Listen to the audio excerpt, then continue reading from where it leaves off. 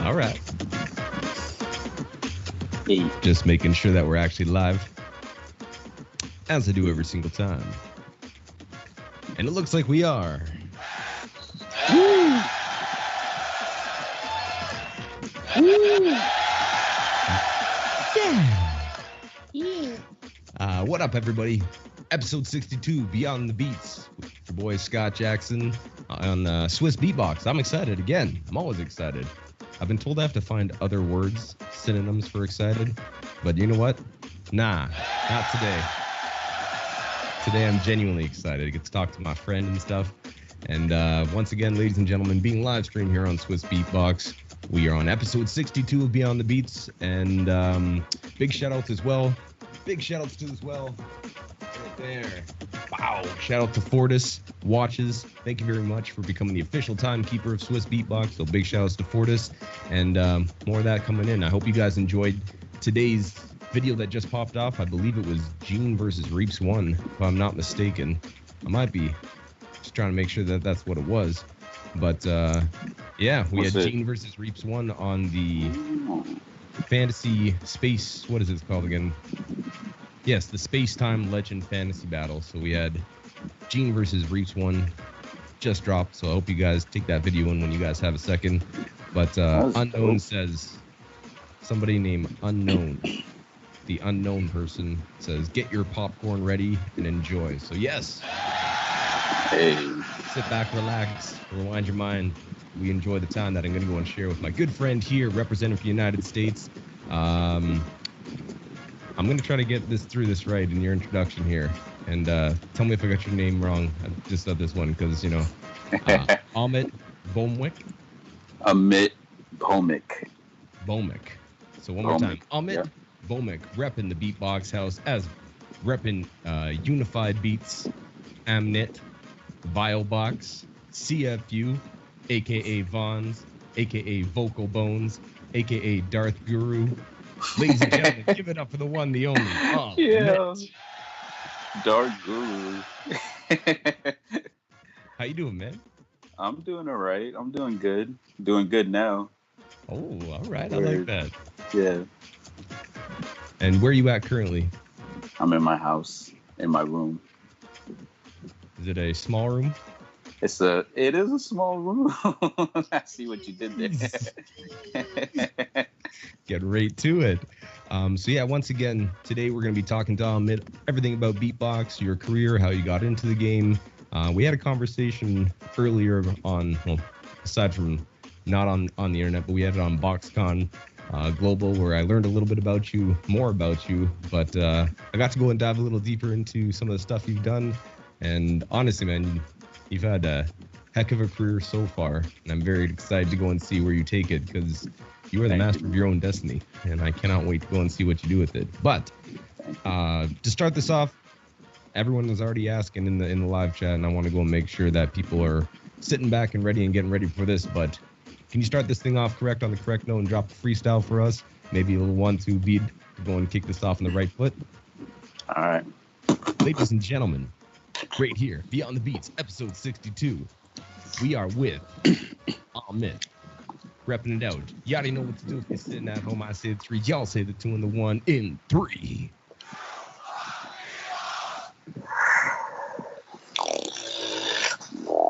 You already know what it is.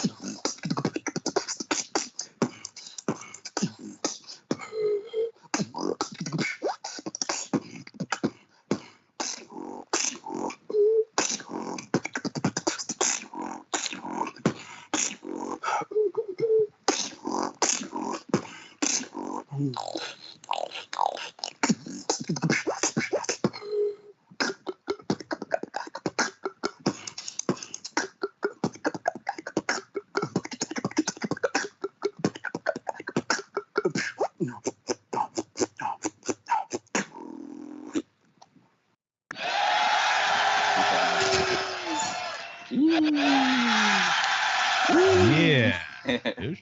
That's what I'm talking about. Starting off correct. If you come on Beyond the Beats, you act like Amit doesn't smash that off the start. Let's go. Yeah, man. I've been, again, right off the bat, you've done a lot of stuff that nowadays people are doing, and you did it way before. And I can see that you just throughout from being involved with a cappella groups to working with different instruments to obviously starting off in high school with beatboxing and rapping and taking that mentality to it. And you've done a lot of stuff forward thinking, I believe, that people are starting to go and kind of catch up with. What in your mind, just in general, this is just a general question go and start off with, but where do you think of some of these ideas that you have when you start off and you look at it and you just start pairing with people, and your ability to go and work with somebody and be able to work in a group, being able to work with other people, just advice for people that are starting out that want to go and maybe collaborate with somebody, just in general. What's a good way in your mind to approach the collaboration process? I think first and foremost, it's important to have not musical training, but a musical background, meaning like you listen to music on the daily basis. If you're beatboxing along with the music that you're listening to, it's very important to like associate music with feeling and your emotions and just connecting your emotions with the music. So for me, like, I was never classically trained. I never, learned music theory. I took classes in music theory, but it was never something that like stuck with me. I never went along with it or learned instruments or learning to read music. So for me, music was always just something innate. It was just something that I felt within me, and that was just always something that I carried on my journey. So when I first started beatboxing, I was just always beatboxing along to music, beatboxing the music that I would hear. Like, I was a big hip hop fan, still I'm a big hip hop fan, and I would just, beatbox along with the music that I'm listening to.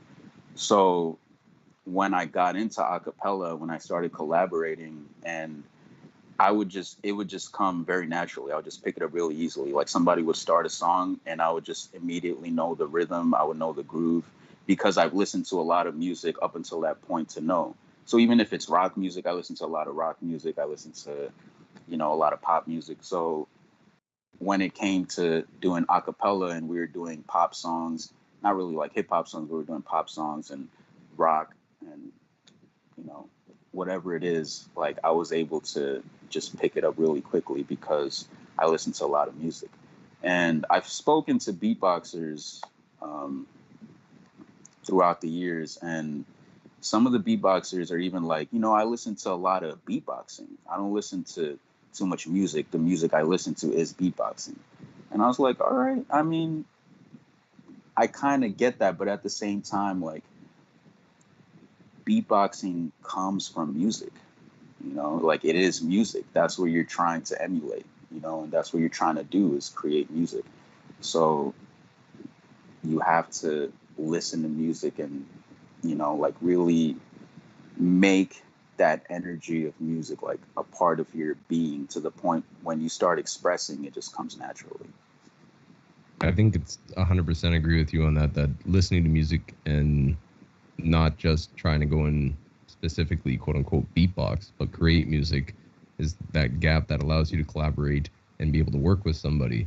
And another thing, again, right off the top, because when we first talked about just the way you started and stuff, you had mentioned that there was this friend in high school that shows you Faith SFX, and I might be wrong, but Jeff Santiago, maybe is that guy's name by chance? Was he one of the guys that used to show you how to beatbox way back in high school? How'd you even find that name? That's wild. What are you, like the Nardwar of beatboxing now? You like going deep. Actually, he was one of the people. He wasn't the one that got me into beatboxing, but he was the one that I would beatbox with in class. So I had classes with him, and anytime we had class together, I would sit with him, and before class would start and once class would end, we would just start dropping beats together and just showing like the new beats we learned, what we've been working on. But the person that got me into it, shout out to Daniel Heller. I'm still good friends with him. We still keep in touch. He's the one that got me into it. And I remember for him, beatboxing was just, it wasn't like a crazy passion. It was just something he learned. He got really good at the kicks and snares. So every time in class, he'd just go, he would just do that. And people would be like, damn, that's crazy. And I remember when I first heard him do that, I was like, what the, that sounded like real drums. I was like, who's playing the drums right now? And I always had an interest with drums. And I heard that and I realized it was beatboxing. And before that, I was beatboxing, but it was like I never knew like the snare, and, you know, I didn't know how to do like a proper kick even at the time. So he was like, oh, that's nothing, man. Like, I'll show you real beatboxing. And then we went to my friend's basement after school one day, and he showed me Faith SFX. And it was just it from there. After I heard Faith SFX, I was like, that's insane. Like, even if people hear Faith SFX now, like, you know, what he was doing then was very ahead of his time. And I remember listening to it being like, oh, I wanted to be a producer, but now I can produce music with my mouth. Like, I'm learning this. Yeah, man, it's he's one of the greats, one of the true greats. And I want to go and I still have yet to meet that gentleman. That's on my to-do list. I don't even know how when or how, but maybe I'll go see him sometime, hopefully catch him and listen to some of his music that he's been making actually live. Yeah, I've always wished that he would come to one of the events, but, you know, life is life. You get preoccupied with other things. I know he has a daughter and a family right now, so, you know.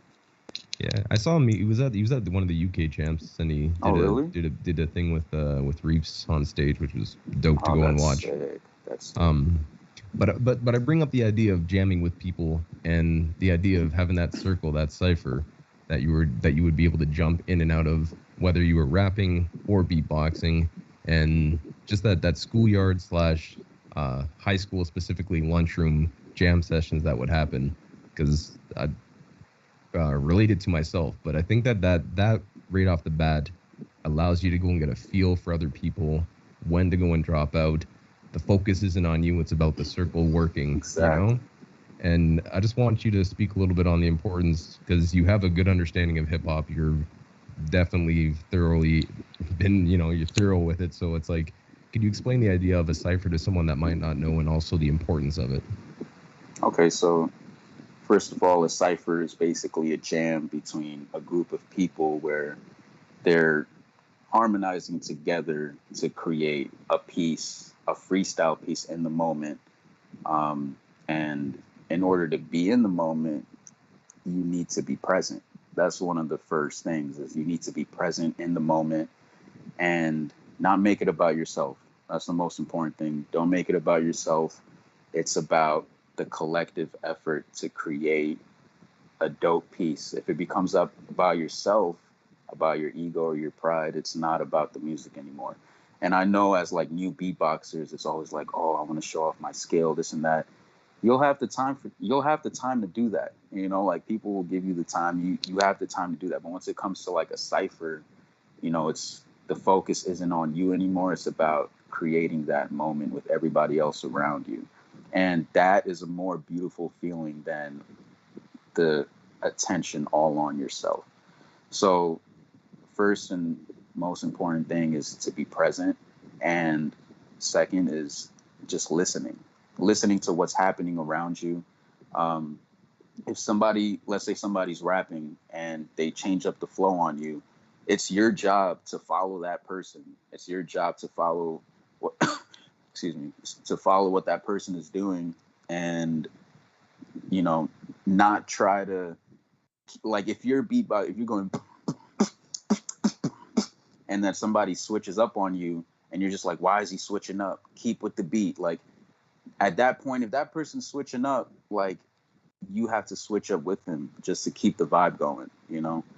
Um, so those are the two most important things: be present and just listen. I know a lot of beatboxers, new beatboxers, run into this problem, and I get it. Like, this happened to all of us when we were starting off and we're jamming with each other, and we don't know how to properly jam. Like, we would both be doing drums, or a bunch of people would be doing drums at the same time instead of like one person doing the melody, everyone having their own roles. Like, so it's a learning curve, it's a learning experience, and it takes time to really get there. But to accelerate that process, you know, like, you have people like us who can give that advice. So when you're jamming, you know, a lot of times you start thinking about you two doing things together. All right, now we're jamming, right? This person's doing drums, but I want to do my drums. I want to show off that my drums are better, and hopefully this person will take over with something else. Like, you can't think like that, you know? Like, if that person's starting to do drums, you have to find a way to accommodate him with their drums. And if you show the other person that, look, I'm listening to you, I'm following you, and just putting your pride down and just following the other person, if they want to have their moment, you just follow them. Just follow along with what they're doing. That, trust me, like, you will gain respect in the person or the group of people that you're jamming with. In their eyes, you're going to gain their respect. Because there's been a lot of times where, like, I've jammed with people and I could clearly tell they're not listening. I can clearly tell they're not listening to me. But then there's times where I jam with people and I can tell they're, like, really involved in my energy. They're really trying to follow what it is that I'm doing. And afterwards, I would be like, yo, like, I appreciate you really, like, jamming. Like, you're good at jamming. So if you've ever gotten that compliment, like, you're good at jamming, that means you're good at listening. You're good at being present. You're good at following the other person. So that's really important. So to the up and coming beatboxers out there that want to get into ciphers, like, don't make it about you. Make sure you're listening to the other people, following what else is going on. And trust me, your time will come where you get to shine within that cipher, within that jam. You'll get your chance to shine. You'll get your chance to show off, do whatever you want. But at the end of the day, it's about creating a piece that everyone, you know, it's a collective piece that everyone is proud of in that moment. Energy is such an important thing when passing around a beat, and being in, as you said, being present and being able to go and exchange ideas, but also work with each other. For again, I'm just tapping on that knowledge there. Like, could you go also for people that are nervous to go and jump into a cipher? You know, you see a circle of people, and whether it's beatboxers or you just see, you know, a circle of people doing something, how did you get into the idea and feel comfortable enough to go and show beatboxing to people and show rapping to people and show, just expose yourself and put it out there to go and jump and feel comfortable enough doing so? Well, yeah, so when I really started putting myself out there was in high school. When I first started, I got very passionate about it, and I would come home and just beatbox for hours. And when I would go to school, like during lunchtime, during recess or whatever, like after school, I would want to show the new things that I learned. And so whenever it would be like a freestyle jam or whatever, other people freestyling, I'm beatboxing, I would just show off. I would just go in. I would be nervous at first, of course, but you know, if you're confident in your abilities and you're confident in your skills and what you've been working on, then that nervousness kind of fades. And I grew up a shy kid. I grew up just being timid, very, you know, nervous to talk to people, socially awkward. But beatboxing helped me to kind of like break through that, because I was confident in that aspect of my life. So I didn't even need to talk to people. They'd be like, yo, beatbox, like, what's good? They'd call me beatbox, and I'm sure a lot of beatboxers get that, like, yo, beatbox. And then they'd be like, yo, can you hit something real quick? And it's like, at that point, like, I'm confident in my beatboxing, so I'm not nervous about showing my beats, you know? When it comes to talking, like that's a whole different thing. But when it came to beatboxing, you know, and I'm sure a lot of beatboxers can relate, like growing up shy, not knowing how to express yourself, and you found beatboxing is the one of the main ways you found how to express yourself and something that makes you happy. So you'll gladly, when you're around people, you know, you want to show that ability, you want to show that skill. Um, but if anyone is really nervous um, about showing that skill, I would just say, like, just give it time. Like, take it easy. Like, be gentle with yourself. Like, if you do, like, let's say choke up and like, oh damn, I couldn't beatbox in front of these people, and like, don't worry about it. Like, you're gonna have more chances, you're gonna have more opportunities. Like, tomorrow's another day, and just keep at it. Just, you know, keep trying to do it. Just take a few deep breaths, and, you know, just remember, like, this is what you love doing, this is what you are confident at, this is your passion. So when other people hear it, they're gonna feel that. And, you know, once you get it out there, once you beatbox, you're gonna feel a lot better. So. 100% agree. And it's good to have that outlet in that creative space to go and feel comfortable and get that confidence you need. Right. Start grabbing on microphones, you start going on stages. I can see an old video of you doing pony in front of your high school auditorium. I was too confident. Nah. You were doing your Because thing. my singing was like, you know, not that great at the time. Not even now. Like, I sing here and there, but I'm still not that confident with my singing. But, you know, as a kid, I didn't know how I sounded out there. So even if I was going flat, I'd still be like, whatever. Like, I enjoy this cover, I'm gonna do it. Yeah. And the idea of so you grab a microphone, you start doing performances, I assume in high school.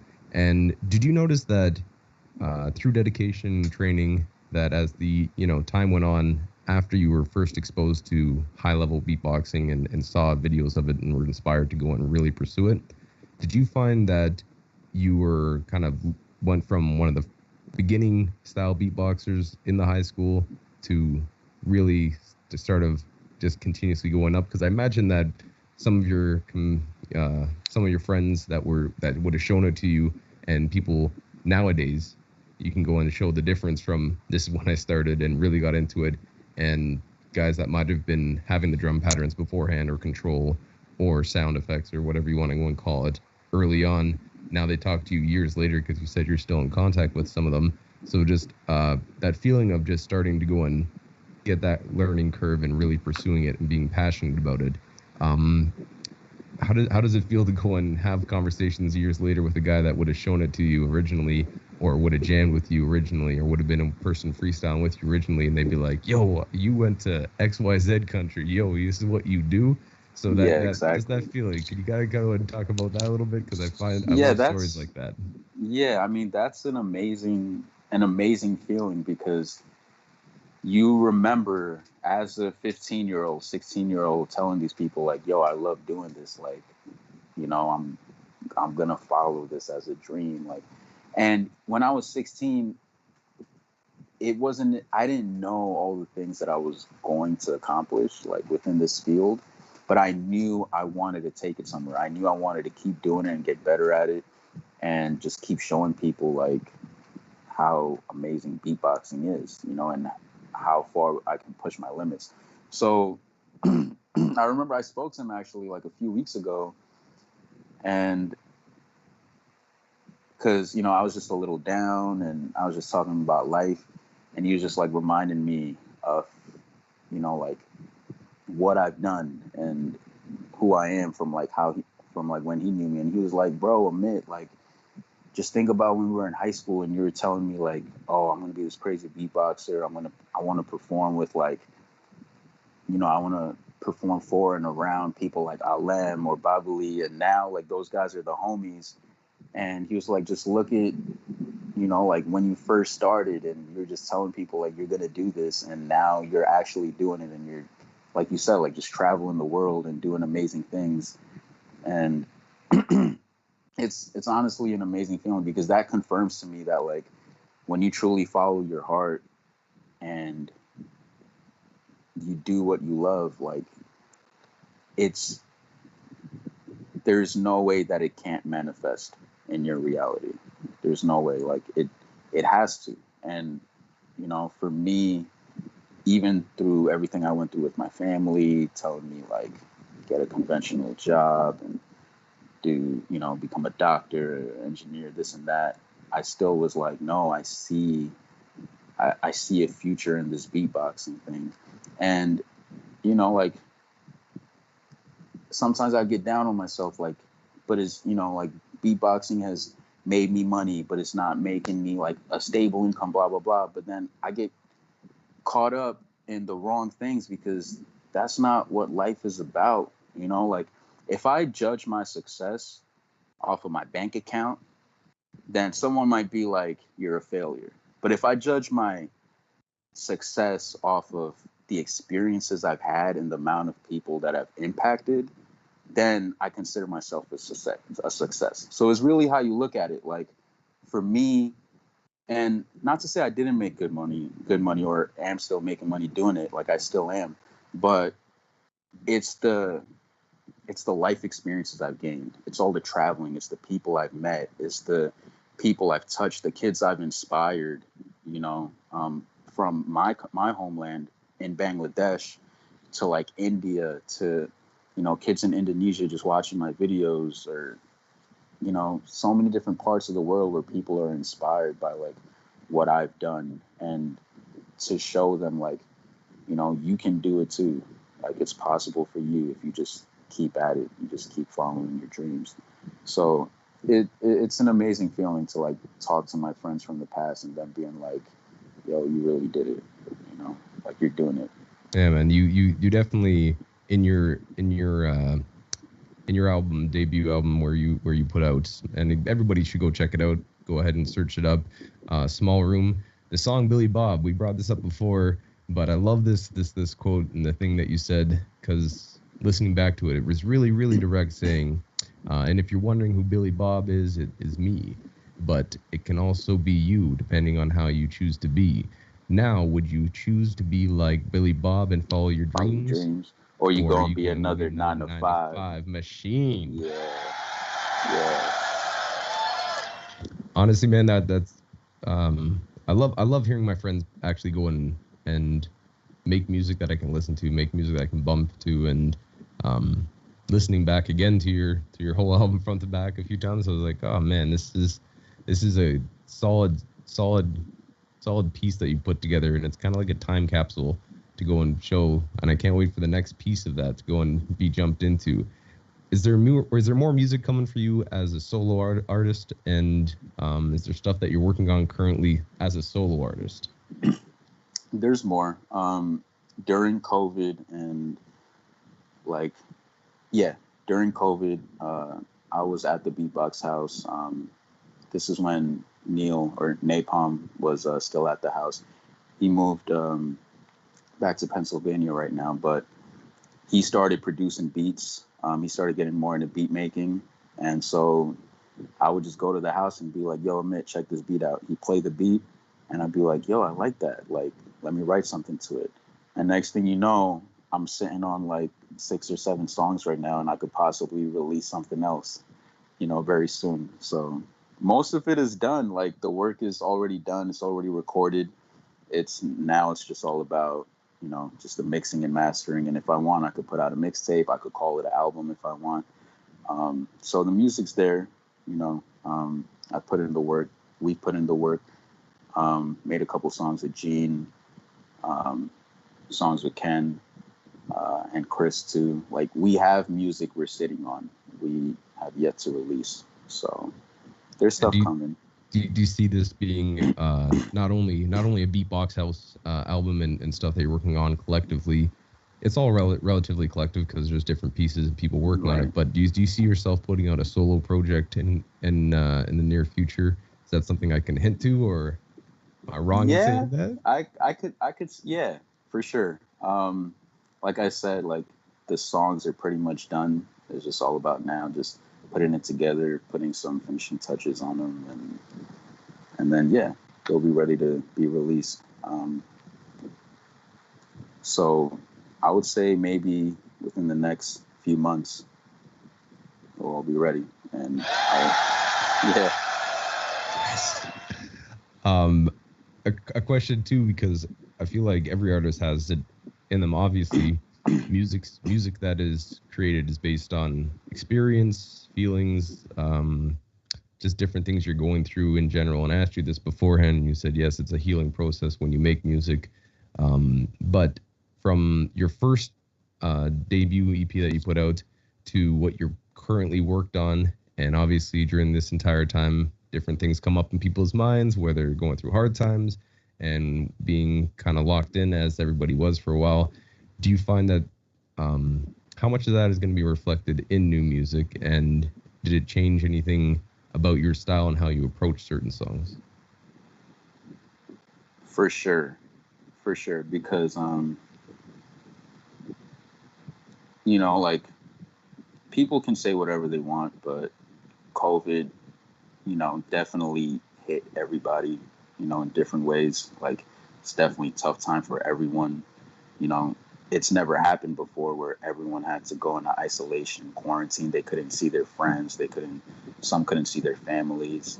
And it's just a hard thing to cope with. And for me, like, personally, I'm very sensitive to energy, and I can feel the collective consciousness. I can feel the energy of the world, like, just shifting, and everything just, for me, the way I can explain it is things just felt very dense. Like, it wasn't as free anymore. Like, nobody was free to do what they wanted. People couldn't be around each other. The whole, just wearing masks and socially distancing, you can't be close to people even. You can't even, like, be close enough to feel another person's energy or interact with somebody. So that, like, brought out a lot of change. And when I finally got the opportunity, when things were kind of getting a little better and they, like, closed, the whole quarantine thing wasn't as, like, enforced, and they're like, okay, now you can be in groups of, like, 10. That's when I started going to the house. And I remember when I was writing music then, I felt there was a shift just for me personally in music. Like, you can't talk about partying or being in the club. Like, clubs are shut down. What are you talking about, right? So, like, the only thing you can really talk about is, like, real stuff, what it is that you're going through in your life. And for me, I've always been real with myself. I've always been real with my music. My music has always been conscious. Like, I never try to bullshit myself or talk about things that I haven't been through, things that I haven't done. So for me, like, that just amplified even more. I wrote songs about what I went through during COVID. My whole family got sick. Like, I think my brother-in-law had it.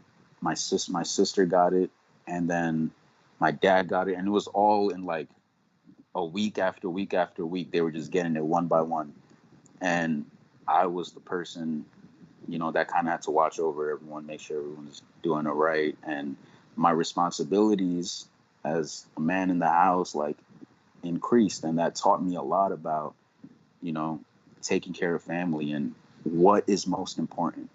If anything, I could say, like, what COVID taught me is, like, what is most important in your lives, and it makes you rethink, like, what is truly important. What do you truly care about? What do you truly want to build in your life? What is it that you truly want to do?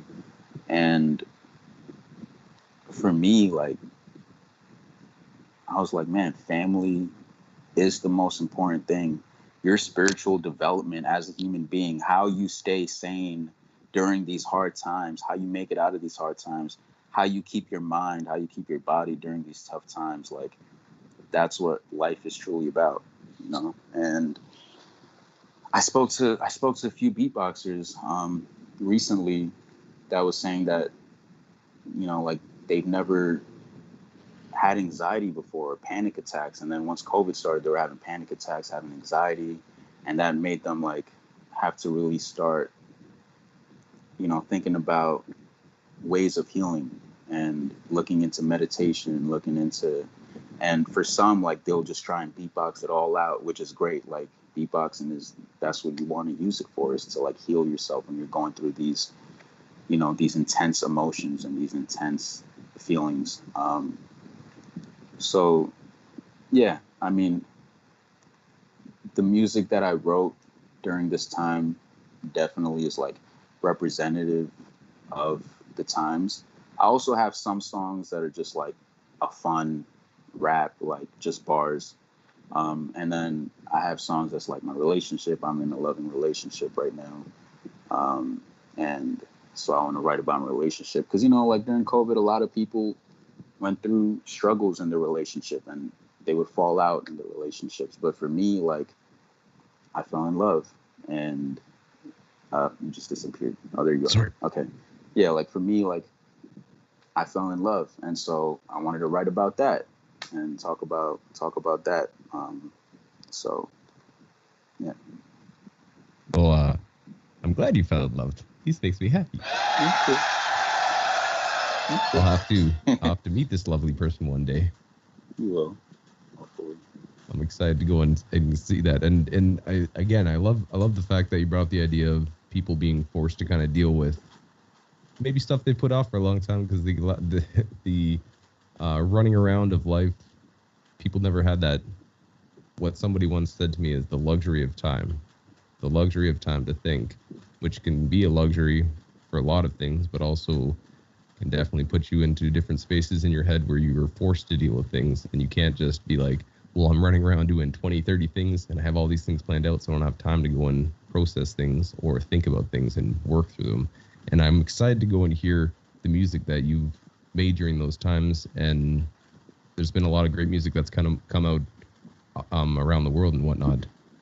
And I think a lot of it was due to that. So I'm really, really excited to go and hear what you made, man. Could you also tell us more, because somebody asked it and you kind of put a little hint on it, but somebody named PEPC, so Peps, I'm going to go with, or yeah, let's go with Peps is the name, says they want to ask you about your thoughts on spirituality and yoga sadhana. I'm going to butcher words. Sadhana. Sadhana Is a meditation. Yeah. They want to ask you your opinions on it and if you can give some insight into it. That's a whole conversation in itself. Okay, then let's go with maybe not as deep. Not as deep. Yeah. I'll shorten it. So what is spirituality, right? For me, like growing up in a religious family and, you know, for a lot of kids growing up in a religious household, you get conditioned to believe certain things, right? And for me, I was always very curious. I was always seeking out truth. I always wanted to know what truth was. So just growing up, I'd always question a lot of things. And one of the things that I remember, like when I was, I think 6 years old, I was having a conversation with my dad about God. And I was really into Michael Jordan at the time. And I remember asking him, I was like, is your God stronger than Michael Jordan? And that's what made him be like, how do I answer that question? And then he started taking me to different programs so I can learn about, you know, our religion and learn about God and different things. And even when I was reading these books and I was reading the text, I didn't, you know, like it didn't hit me. Like I wanted to feel I wanted to feel God, so to say. I wanted to experience it. So for me, just having belief systems in my head wasn't enough. I wanted to experience it. So it's thundering out here. It's raining hard. But yeah, when I got into college, that's when my spiritual journey really started. I started having these crazy experiences. My mind was also going a little cuckoo because I was deep into like conspiracy theories because I was super into wanting to know what truth was. And when I started finding out that there's so many things we've been lied about in our history books, I'm like, man, we've just been lied to our whole lives. It just seems like we've been conditioned to believe a certain thing and, you know, just think a certain way. And I wanted to break free of that. I wanted to break out of that because I wanted to know what truth was. And that's how my spiritual journey started. And it led me to meditation. It led me towards going within, finding the answers within yourself, and not from some outside source or from a book, so to say.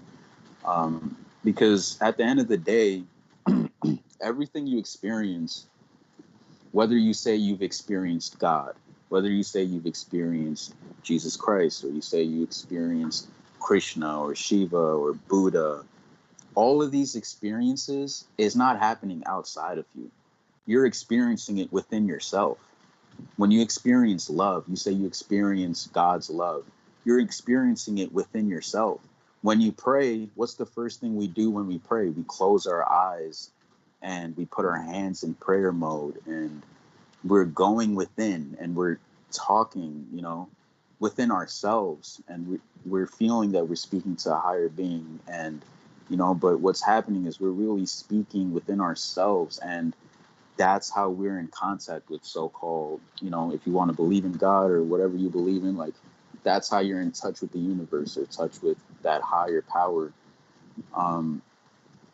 So for me, like, when they mentioned sadhana, my practice, I was initiated into Kriya Yoga by a guru from South India, and he does programs all around the world. He's huge. You probably heard of him. His name is Sadhguru. You'll see him all over YouTube. So I did his program, and at the time I was in a really dark place. I was depressed. I was suicidal. I was going crazy, having crazy thoughts, hallucinating. I was on risperidone, which is a certain medication for psychosis, or like schizophrenia, basically. So I was in a really bad place. And I knew, for somewhere deep down, I would just always listen to my intuition and my heart. Somewhere deep down, I just knew meditation was the answer for it all. I just knew I just needed to go in. I just needed a process. I needed a guidance. I needed the guidance. Because meditation, for a lot of people, they just think, oh, I can't just sit down and try to control my thoughts.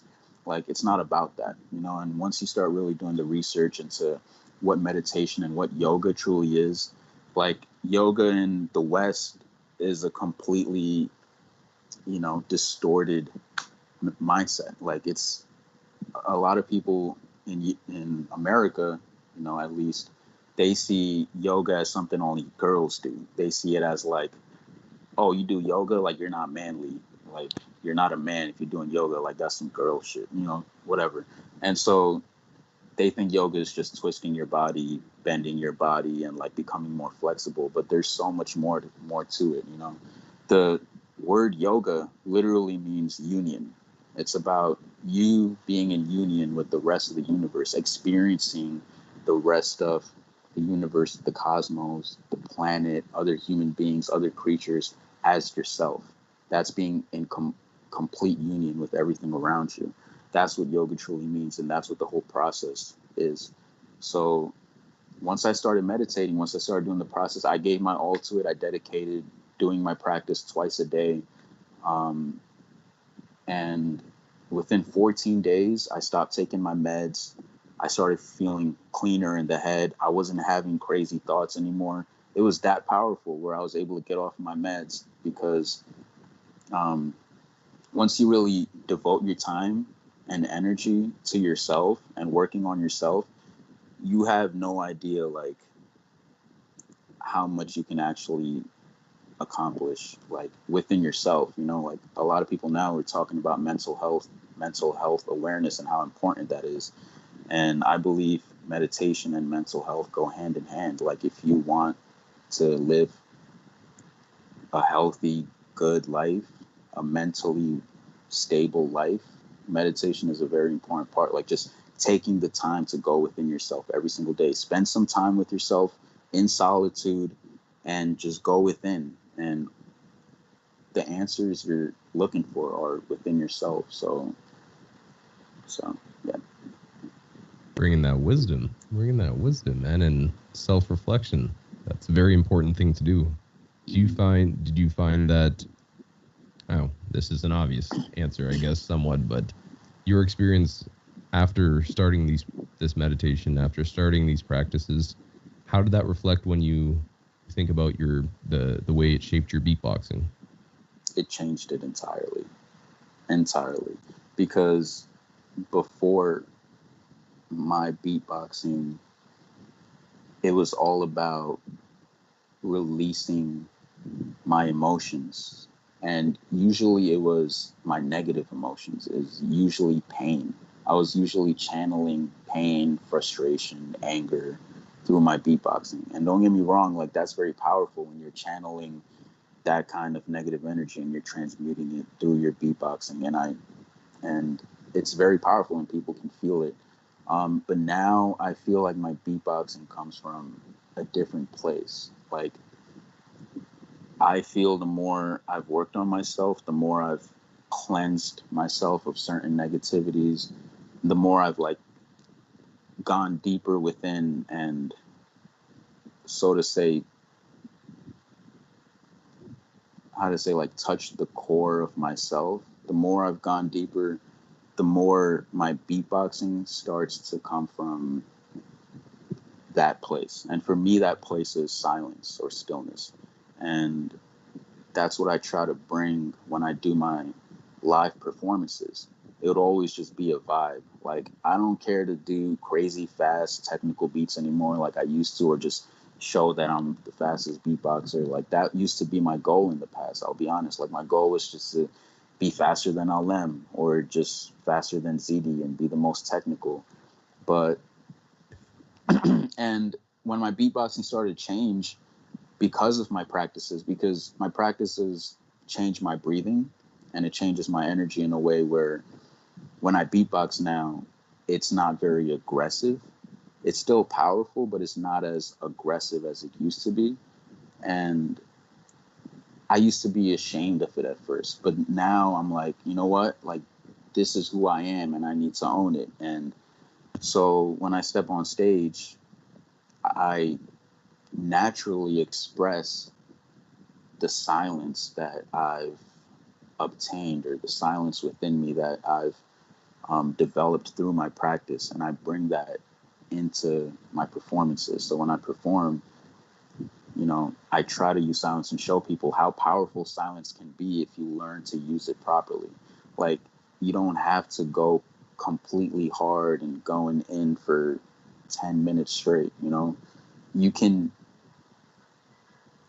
be silent and it can still be just as powerful, if not more powerful, than sound, and sound, all the different combinations of sounds you can make. That silence can be just as effective.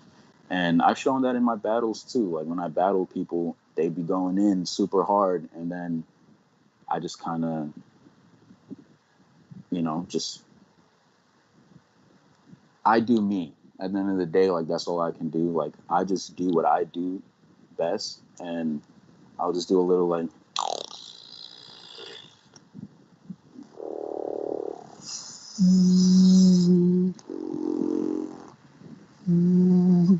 just, you know, things like that, just to show like I'm creating a certain atmosphere that is, you know, that fully like represents who I am as a person. And as a beatboxer, like, that's what you want to do. You want to show people, not just as a beatboxer, as an artist, you want to show people who you are, be truly honest with who you are. And so it got to a point where I was like, I'm going to own this. Like, I don't care if some people don't feel it, if some people just want hard, super fast beats or whatever. Like, this is who I am. This is how I beatbox now. This is what I enjoy doing as a beatboxer. This is the kind of stuff I like. So this is what I'm going to do. Man, it's been successful as well. You've had a very long run of continuous successes, from being the first Midwest champ, Vice champ in America, being able to go and win East Coast battle, New England battle, Smash Sounds most recently, I do believe, finalist in multiple different battles, going over to World Beatbox Camp, taking W over there in the showcase battle.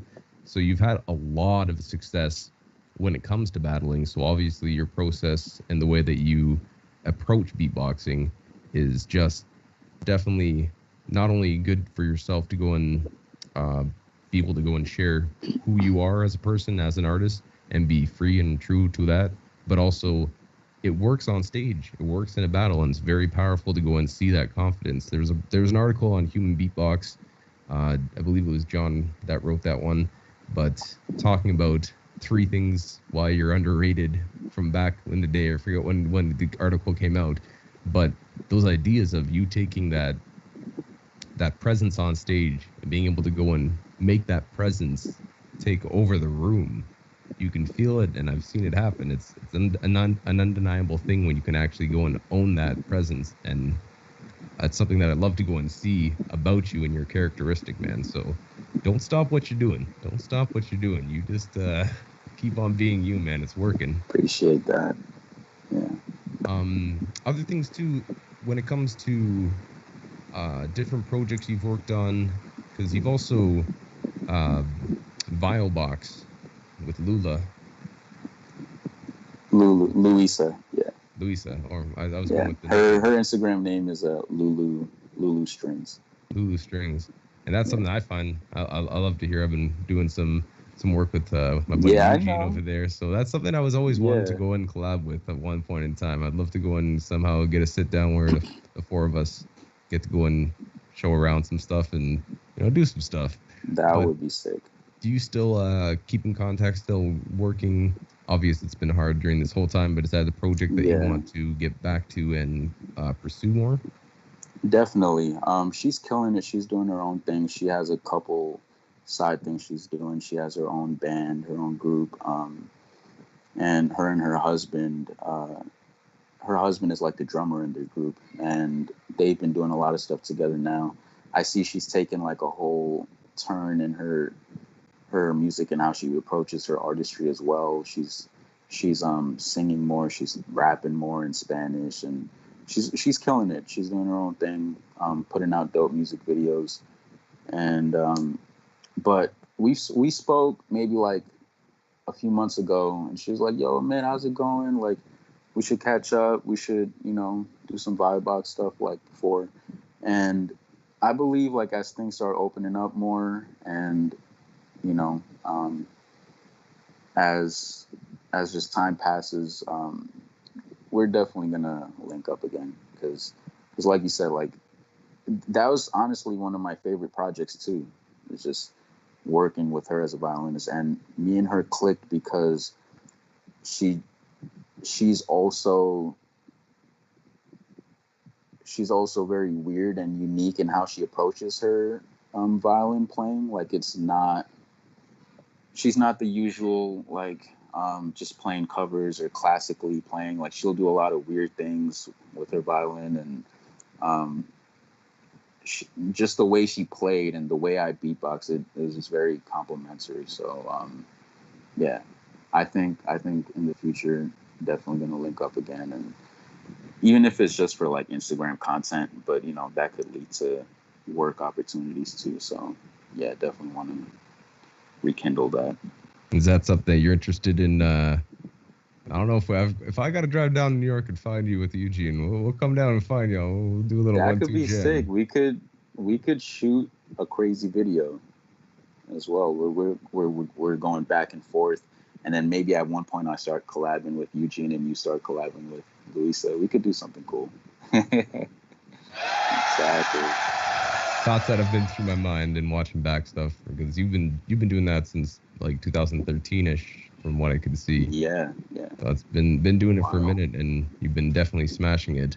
I want to go and ask you just about, before we get into a few more questions and some different sections, could you go and tell me what battles, because you've been doing the American Beatbox Battle, the American Champs, and you consecutively, year after year, always in the top 8, get into the finals.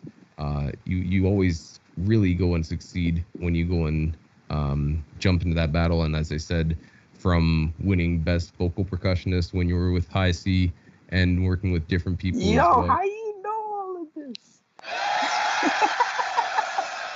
We'll find out. Oh, the Nardwuar Beatbox. My guy really did his research. Yeah, man. We try out here. It's important for people to know. You're Amit. That's dope. I appreciate that.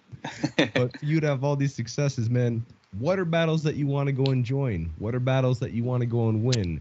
What are things that you still want to accomplish when it comes to battle stuff, man? Tell me about it. Let's talk about it. I feel like you try to force me to get into battles again. I mean, don't get me wrong. I thought about entering GBB, doing a wild card, but I thought about it too late. I'll be honest, because I was just sorry, I don't know what just happened. Ooh, I just disappeared. I can still see you and hear you. Okay, it's just my phone. All right, never mind. So yeah, I thought about doing Grand Beatbox Battle, but the thing is, like Chris Elise, he was just like, yo, like, you should do Grand Beatbox Battle. You can win it. They're just telling me, like, you can win it. And I'm like, nah, I don't think so. A part of it, I'll be honest, was like me feeling a little self-conscious because beatboxing has evolved like crazy, bro. Beatboxing is on a whole nother level. And I started thinking, like, could I compete with these guys? And then, on the last day,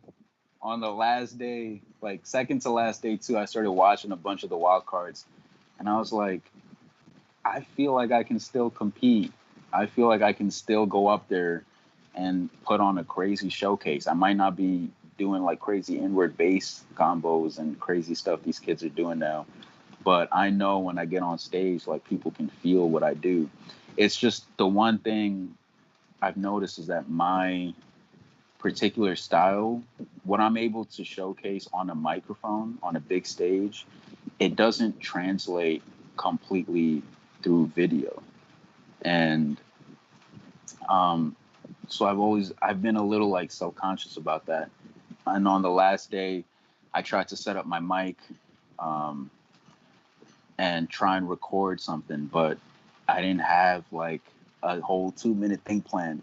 So it never happened. I never released a video. There you go. That's why I don't have a GBB wildcard out there.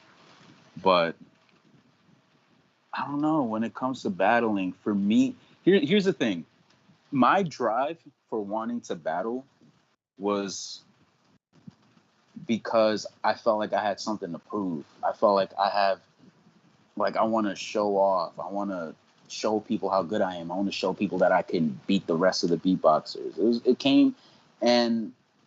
came from a very like prideful place of me just wanting to be the best.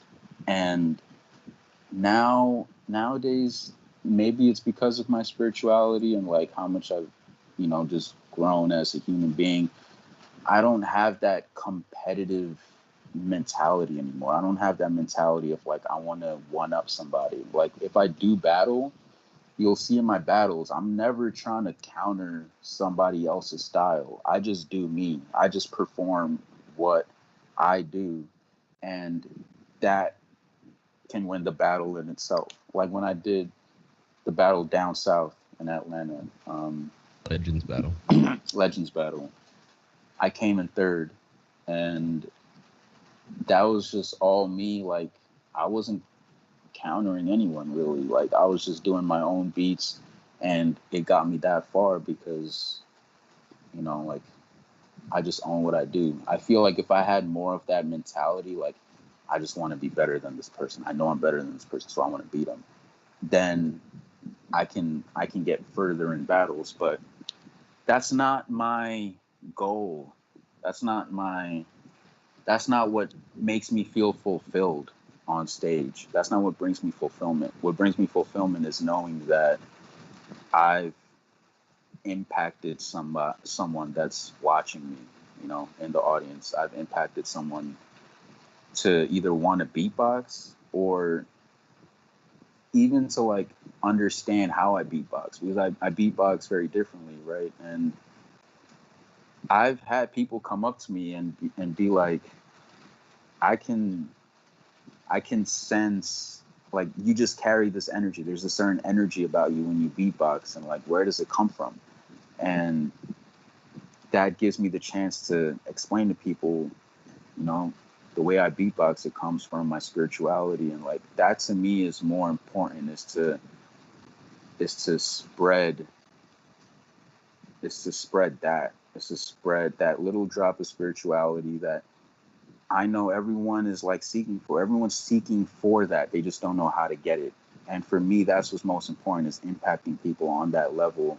It's not as important for me to, you know, be number one and to win something. So that's been my mentality of like why I haven't really been driven to compete, because the reason for why I wanted to compete in the past, that's not who I am anymore.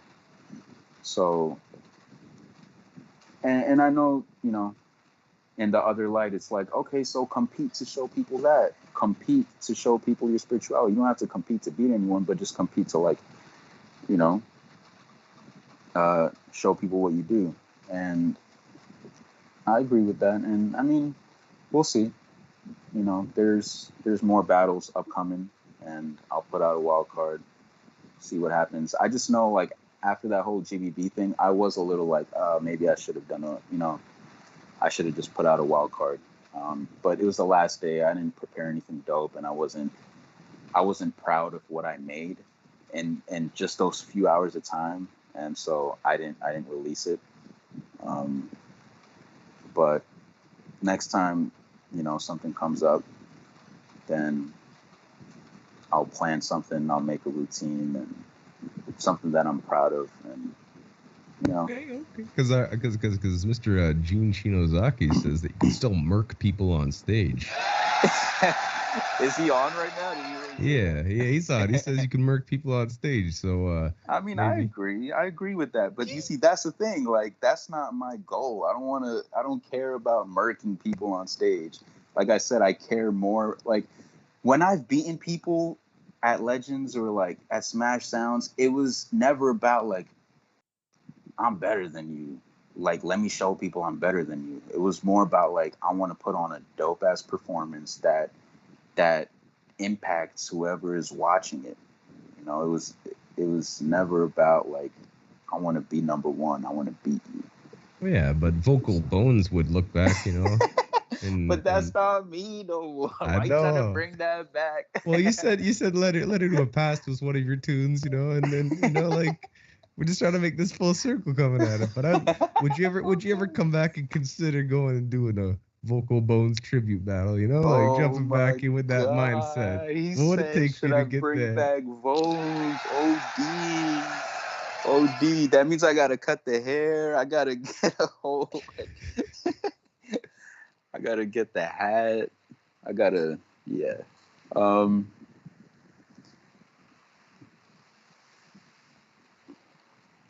Do you ever have that? Do you ever have that temptation? Do you ever have that feeling of just like, man, you know, like it comes up. It has to come up at some point. Sometimes it comes up like when I've been to GBB and I've watched the showcases.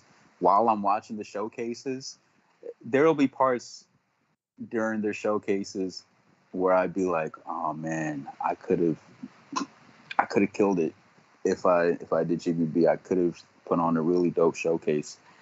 Even if I don't make it, that's the thing. I'm not thinking about that. For me, it's like, I know I can put on a dope showcase and show people, you know, like who I am as a beatboxer. Because like I said, like, I feel like I'm very unique in my style and the kind of energy I bring on stage from other beatboxers. And I want to be able to showcase that. So, yeah, in the future. Let's see. Well, I'd like to shake that former version self's hand one time on stage.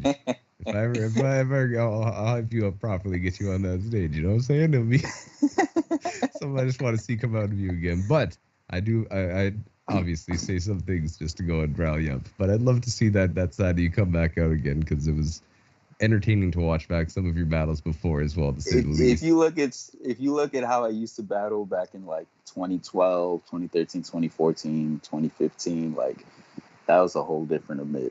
You know, it was a whole different, like, if you really watch those battles and you see how I act, the things that I say, and like who I am, like you'll see like, oh, he's changed a lot. Hey man, not to change say is I don't, good. not to say I don't have that side like still in me, but no, that side is it's still kind of there. It just translates in a very different way. You know, now it's more like a chill like A matured, silent kind of like silent but like powerful kind of vibe. Before it was very in your face, like hip hop battle energy, like because I used to watch a lot of rap battles, so I would get that energy from watching a lot of rap battles and thinking like, this is a beatbox, it's a battle. Like I need to battle this person. I need to be in their face. I need to be talking shit, talking smack, and just, you know. talking smooth. And I still do it. I still would do it. Like I've done it at Legends, you know. I'd still talk my crap, but I do it in a more me right now type way, not how I would in the past. But Just stirring the pot a little bit. You ever think about jumping back in that American Champs whenever they have just like things back on track and they have it all set up? Would you ever consider putting your hat back in the ring on that one? Maybe I should. Because that's one thing that I was always like, I wish I won American Champs at least 1 year. Because 2013 I was really close. That was the year where they had no limits on overtimes. I had 4 overtimes. Like I had the most overtimes during that entire championship. I remember I had 2 overtimes with Kayla. I had 1 overtime with J-Flow. And then I had an overtime with Beat Rhino.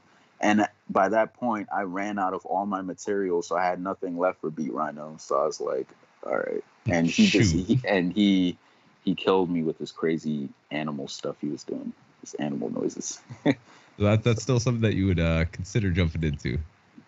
Yeah, I think so. I want everybody to flood his Instagrams, flood his social media. Tell him we want him back in the battle scene to go and jump on that American Champ stage and show him what's what.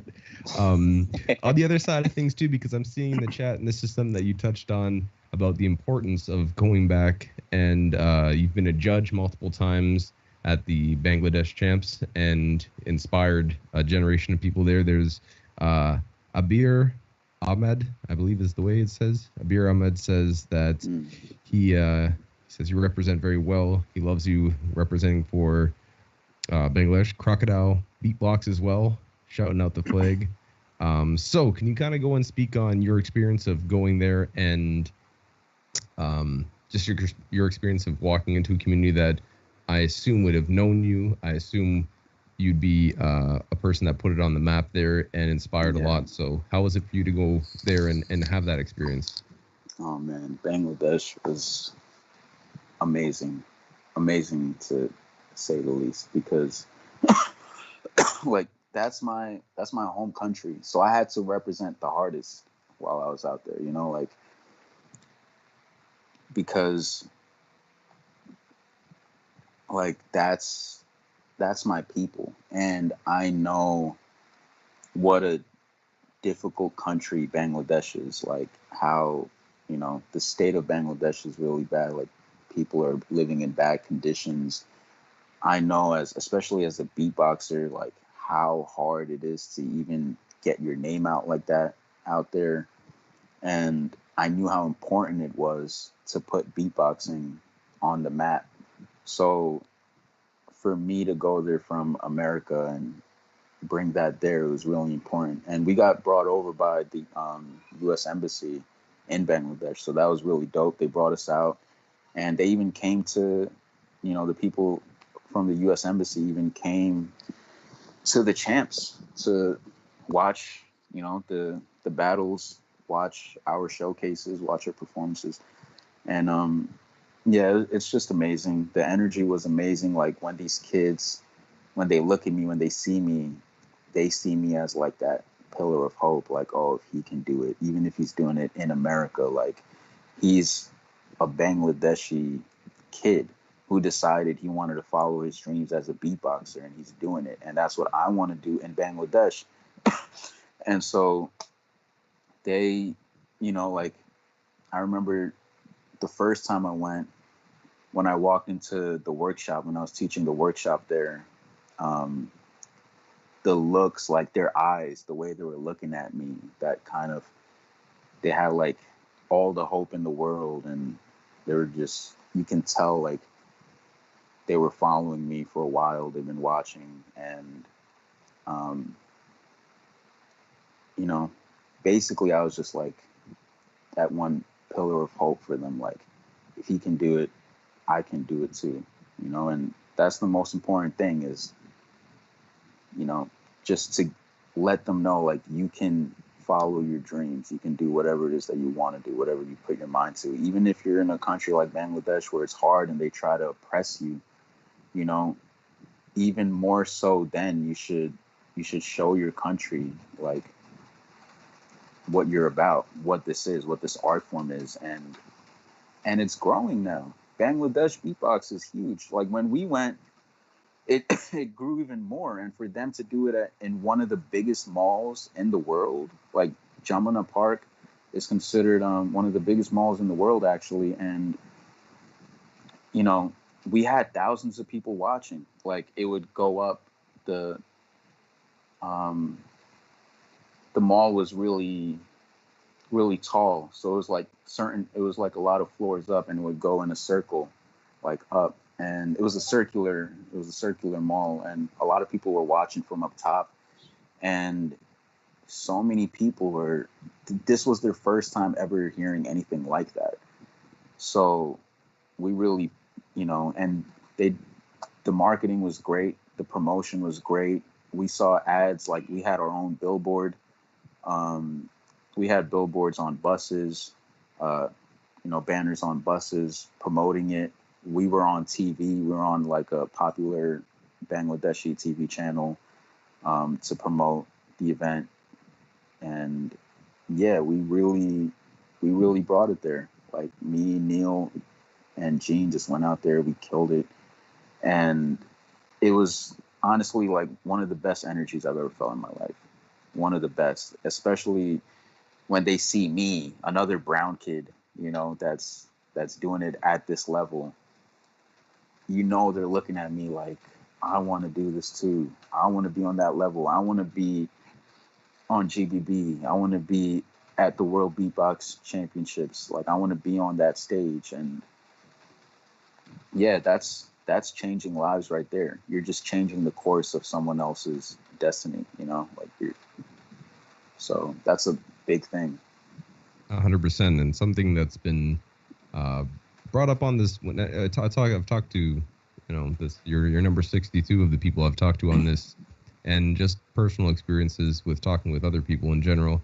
But a common theme is the idea of being able to go and show representation and having that inspiration for other people to go and connect with and be like, well, if XYZ person can do it, they're like me, I can do it as well. And it just opens that door to them, even in their mind, to see it as a possibility. So it's you should be proud of yourself to go and be that guy and be part of that process. Especially, I can see in the chat people are going on, but also I've definitely seen some of the videos from it, and the crowd is amazing. The energy there is great. And is there anything you want to go and say to people that are watching currently / people that are going to watch this back in that community specifically, that you want to just go and give a message to, and take it as you will? I would say, guys, if you truly love what you do, if you truly love this art form, if you truly love beatboxing, don't let nothing stop you. Not your parents, you know, not your so-called friends, because if they truly were your friends, they'll be supportive of you. If you truly want to beatbox, you truly want to do this, continue to do it. You know, and I understand survival can be hard sometimes. Like, that's not earning you the bread, so you got to do other things on the side. But if you truly love it, just continue doing it, because it can be 10 years down the line before you land that one huge opportunity, you know. But also, like, don't look at it from a goal oriented standpoint where, like, I have to do this in order for me to be at this level, or I need to be here to do that. Like, and questioning like, what is the purpose of my life? Like, you're already living out your purpose just by beatboxing every day, like doing what you love. You're already living your purpose. So, you know, whenever you get down about it or feel like you can't do this or you're depressed, you know, just remember, like, you love this. You love what you're doing, and just continue doing it, and things will happen. Things that you never thought possible can happen. You know, so just don't quit. Just stay at it.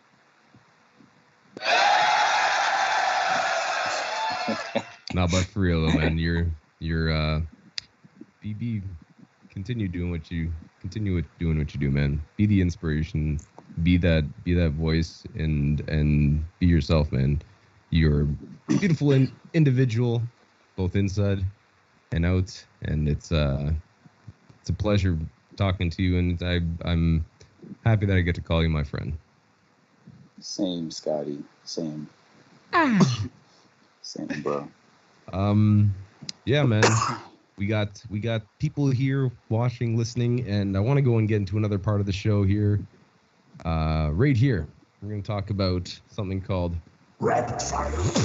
Rapid fire.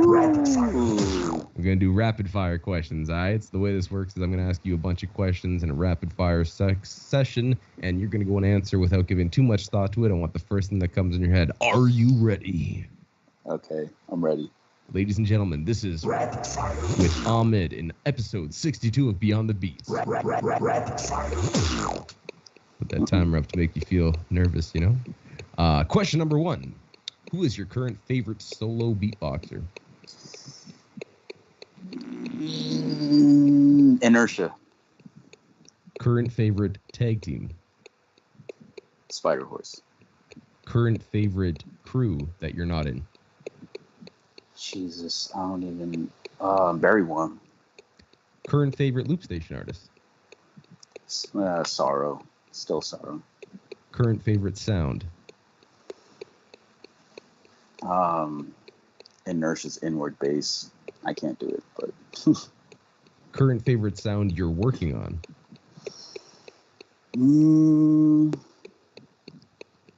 Snare. I could get it super high pitched and sharp with certain times. Yeah. Who is your favorite rapper of all time, if you had to pick one? Jesus. Favorite rapper of all time? I don't know. Favorite rapper of all time. Let's go with Eminem.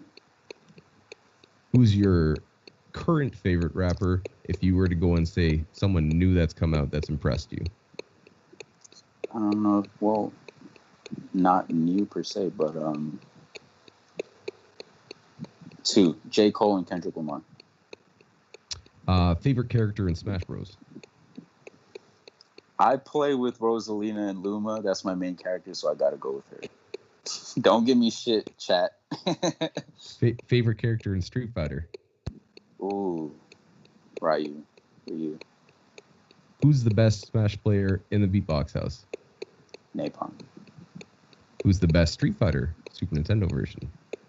Ooh, I don't know about that. We'd have to have like a real tournament at that one. Well, next Great North, whenever we bring that back, y'all come up, and I got a bunch of different versions of it. What's your favorite drink? What kind of drinks? What's that question, man? Mezcal. What's your favorite place to eat in New York? There's too many, bro. Where? Okay, I'll switch the question around. Where are you taking me? I'm coming down to New York. Where's somewhere we're like, yo, you got to check this spot out? What kind of food are you looking for? If you're looking for Indian, we can go to this spot near my house called Usha Foods. If you're looking for like Thai food, there's this spot called Spice. If you're looking for like dumplings, Vanessa's Dumplings, super cheap, really good. There's so many spots, bro. All right. What's your favorite Bengali dish? Oh my gosh. Favorite Bengali dish. Well, it used to be chicken curry. I don't eat chicken really anymore. So I would just have to say it's off the top of the head. What is my favorite Bengali dish? Either shrimp curry or just dal. Dal is lentils, like lentil soup. And who would be a fantasy tag team partner if you were in a fantasy tag team battle? Give me a beatbox you want to pair with. Jeez. I'd say Inertia, just because our styles are very hip hop. Name one country you haven't been to that you want to go to off the top of your head. Japan.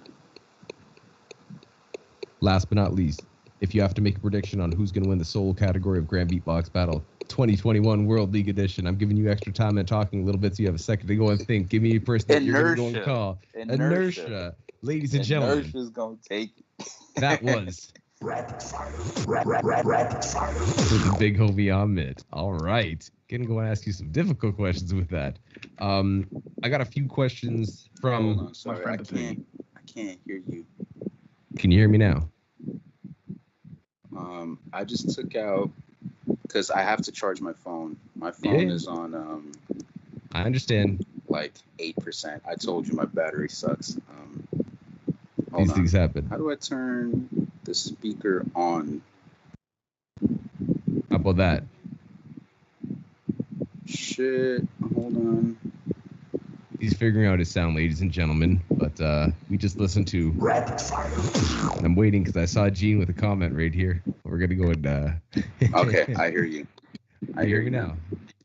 Well, you know, there might Gene be a little echo. I apologize about that. That's okay. Gene was in the chat and he says, "What, dude? I'm right here, man." I'm sorry. Obviously, look. Napalm and Gene are both in it, right? I'm sorry. Just off the top of my head, just because I listened to Inertia and he did the craziest shit at the last Beatbox House party. I'm sorry. Gene is going to be so sad. I'm sorry, Gene and Napalm. I'm sorry. I know we got to stick with the crew, but like, damn. Because you see, if I would have said Gene, then Neil would have been like, yo, what about me? And then if I said Napalm, Gene would have been like, what about me? Well, Gene's feeling ways. He says he's also seen you eat chicken recently, so he's calling you out on more than one level. Yo, that's wild. Look, I sometimes, Gene with the comments. I'm tempted. I indulge. All right. I have my own vices. All right. Yo, you don't gotta explain. Chicken's great. I believe so. Have you ever had jerk chicken? Are you kidding me? Dude, jerk chicken patties. Stewed chicken? Curry chicken? Are you kidding me? What? Bro, that's my biggest weakness when it comes to food. So, yeah, I will indulge every now and then. I'm sorry. So we have a few questions, just one or two, because I messed up on the timing of this and I didn't give him enough notice, but these are just the one or two that My friend Papuni. want to go and ask you. My friend Papuni. Want to go and ask you, name a brand that you would like to work with. What's a brand that you think would work well with you?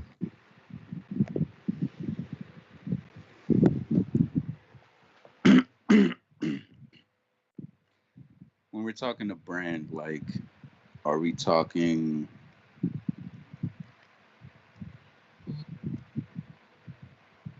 Are we talking like microphones? Are we talking clothing? Are we talking...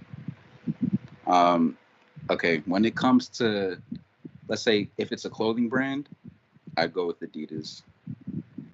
Hold on, I'm getting a call.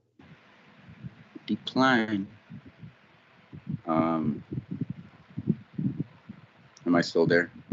You're still there. Okay. No, I'm just when it comes to clothing, I would say Adidas. When it comes to like microphones, I would say AKG. Okay. So, yeah. All right. Let's go with one more question that he's asked, because he asks me questions every week, and again, I haven't given My friend Papuni. too much notice, so it's on Scotty's fault this week for him not being able to go and get appropriate questions. But another question he asked usually is, your first ever SBX shoutout was at Great North, and then you did another one when you came to Grand Beatbox Battle. So a question that he usually asks is, what does Grand Beatbox Battle mean to you, your experience there? Grand Beatbox Battle, what it means to me,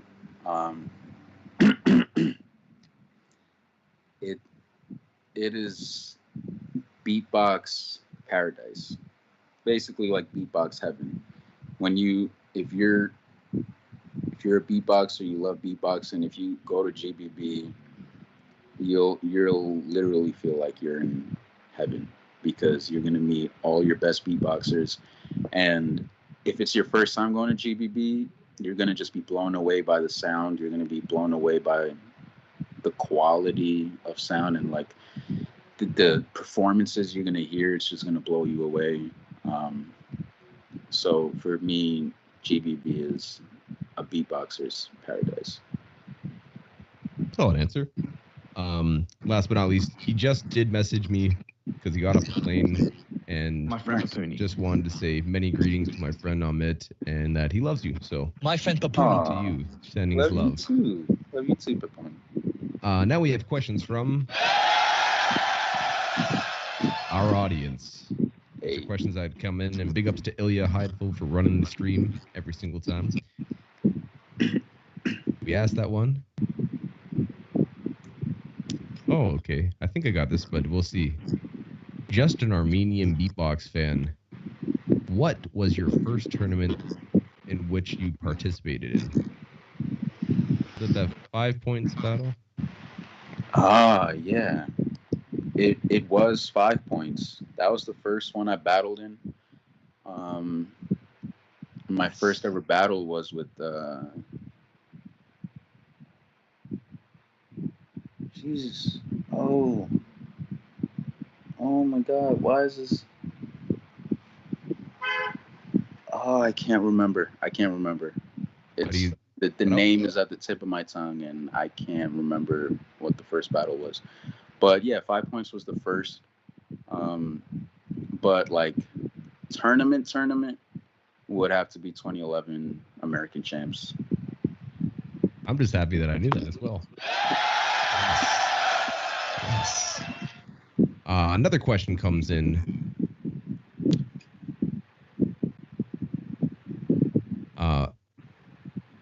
Varish Jane says, yes, being real makes your music shine because no boundaries of minds make you reach new boundaries of your capabilities. He asks, I do believe, would you be holding some music classes like producing and mixing? Because you did go to school for a little bit, some college, I believe, if I'm not mistaken on that, for a period of time, or took some classes on music production or attended somewhere on that. Well, yes, I did, but I literally was in that class for like a week. So I did not learn much at all. The most I've done with production really is I made iPhone beats and I mixed the iPhone beats. I have a SoundCloud if you want to check those beats out, but it's not something I promote really, because they're not amazing. But there is one beat that I did rap to recently, and I'm gonna release that. So yeah, I don't know if I'm quite adept to do classes in production and mixing. But I'll give you beatbox lessons if you want beatbox lessons. Holler at Amit for those beatbox lessons for real. Here's a question from, let's see, Gene Shinozaki. He goes, who's your favorite Beatbox House member? Gene, why are you doing this, bro? I don't have a favorite. I love all of you guys. No, but I mean, you like, all have a special place in my heart in different ways. I have a different relationship with everyone at the house. You got to pick one, though. Nah, come on. I can't do that. Gene knows I love him, though. Well, it seems like he's just wanting to know. You know, he's asking a question. Oh, gee, don't be sad. Don't be sad, boy, today. Ish. Footbox G, big ups to Footbox G. He asked, Hey, he loves your Footbox spoken G. word. He loves your spoken word during your showcase. Who or what inspired you to do it? I would just say just hip hop in general. And also, it's not something I even thought of consciously to do. Like when I first did it, it wasn't even something I thought of consciously to do. Like those things that I say on stage at times, I'm not even it's not premeditated. I don't think about what I'm going to say. It just comes out in the moment. Like I don't even plan out what I'm going to say. Honestly, it's not even in my head like this is what I'm going to say right after I do this beat or when I start off. It's just right in the moment.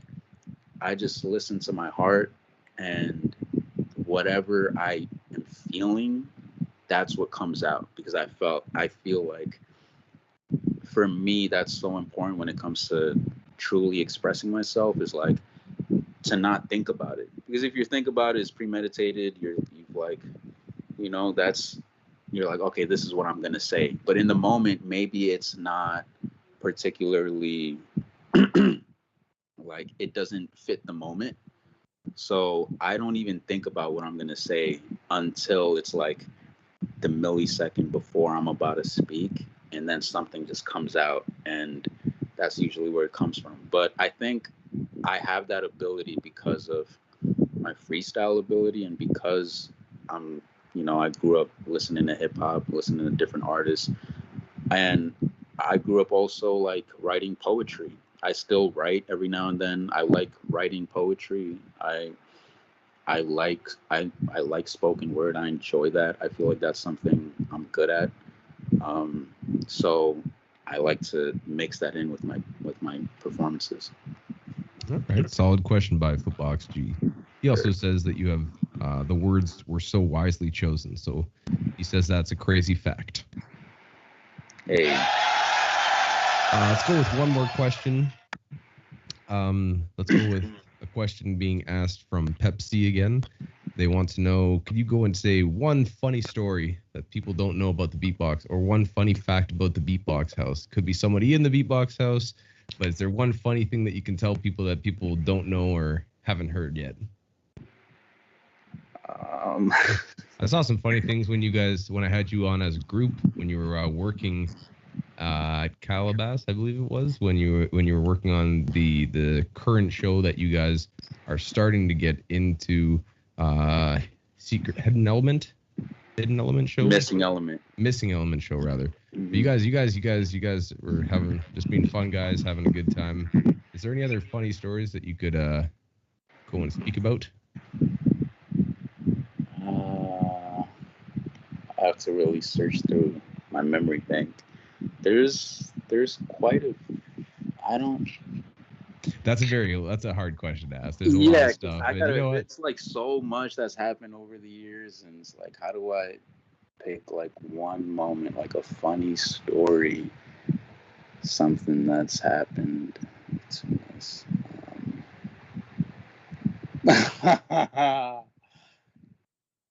No, I can't.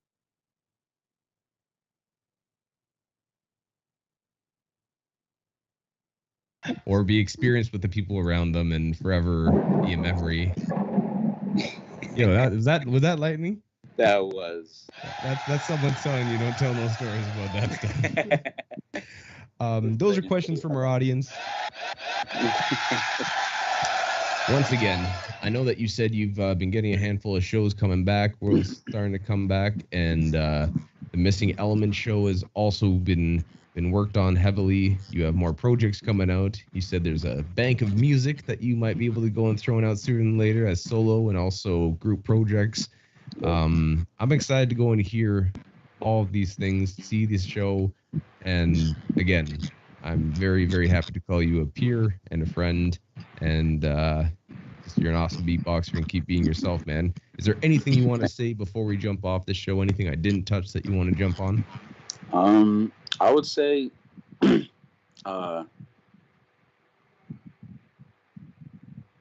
we're getting to working on the Beatbox House album. For everyone that's wondering, it's been difficult because, you know, there's been some changes. Napalm is back in Pennsylvania, and you know, Chris just got engaged, and a lot of things are happening in our personal lives. But we have a couple of songs we've worked on that we believe can be in the album, but that's coming. Don't worry, we're still in the works. I don't want people to think that, you know, that's something that's not gonna come out, but it is. And also the Missing Element show, it's something I really fell in love with. The work that we do with the dancers, the kind of stories that we create, like especially my piece. So Missing Element, this storyline is composed of the different elements of nature. So earth, water, fire, air, and then there's space. So my element with Classic, the dancer that I work with, is fire. And we came up with some really dope storylines, and that's something I never knew I would like really love, but just me and him being able to work together and create a story that, you know, is relevant to the times, it's relevant to what people are going through. And for me to like be able to put that in beatbox and then have a dancer to like interpret that, it's amazing. The show is amazing. If anyone's in the area, you know, Little Island, we're performing at Little Island July 31st, I believe, either the 30th or 31st. And if anyone's in the area, you know, get tickets. I believe it's free too, the ticket, but you have to get the tickets. Come to the show, and we plan on touring with the Missing Element show. We plan on making this a big thing. So hopefully in the future, I really hope we can tour Missing Element around the world, and wherever you are around the world. And if we're coming to your country, if we're coming to your state, like, come watch us. It's honestly like a very powerful performance, and we're going to keep creating new pieces too. So it's just going to keep getting better and better. I like it. I like it a lot.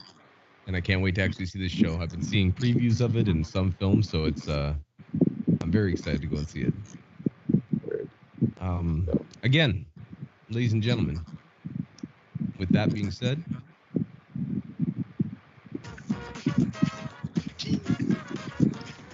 one more time, thank you guys for tuning in. Episode 62, Beyond the Beats, with the big homie Amit. You never know what's gonna happen on an American Champ stage. Maybe we'll see Vocal Bones come back in action.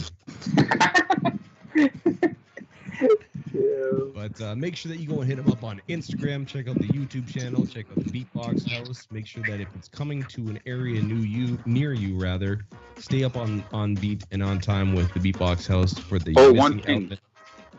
I'll stop. Sorry. One more thing. Because of COVID, it threw off the whole momentum of me creating like music videos for my album. But just to like put another push to my album, I plan on releasing at least 1 or 2 more music videos for songs from that album. And one of my ideas was for Schizo, the song Schizo off A Small Room. So be on the lookout for that. I wanted to do one for Billy Bob. Maybe I can still do it in the future. Maybe at GBB we can create a crazy Billy Bob GBB version music video. That was the plan at first, was to go to GBB last year and do the Billy Bob music video out there. But we can still make it happen, you know. So, yep. Well, I would love to go and see that happen for sure. Yeah. And back to no. Ladies and gentlemen, once again, go check him out on Instagram. Go check out the YouTube page. Go check out the Beatbox House as well. And make sure you go check out his album. If you look it up, Amit, Small Room. It was produced by Spider Horse. And again, banging tracks you'll thoroughly enjoy. There's even a jokes little skit in there that comes out. Interlude with a fire beat. So make sure you go and check that out. And aside from that, grab a lesson if you're looking to go and learn how to beatbox. Hit Amit up on as well as that. More shows coming, more music coming, and overall, my last thing for you is I said it before, but I love you, man, and I'm very happy to call you. I love you too, bro. Tell your friends and family you love them. Give them a call, and keep that beatbox sword sharp. This has been Scott Jackson. Thank you for tuning in one more time, and keep up to date because again, we have the space-time battles coming out throughout the next little while, and a lot more stuff coming on Swiss Beatbox. So yeah. With that being said, ladies and gentlemen, it's been another episode of Beyond the Beats. See me soon. I'm gonna jump back on this, but Amit, much love to you. Boom, boom. Much love. Thank you guys. Peace.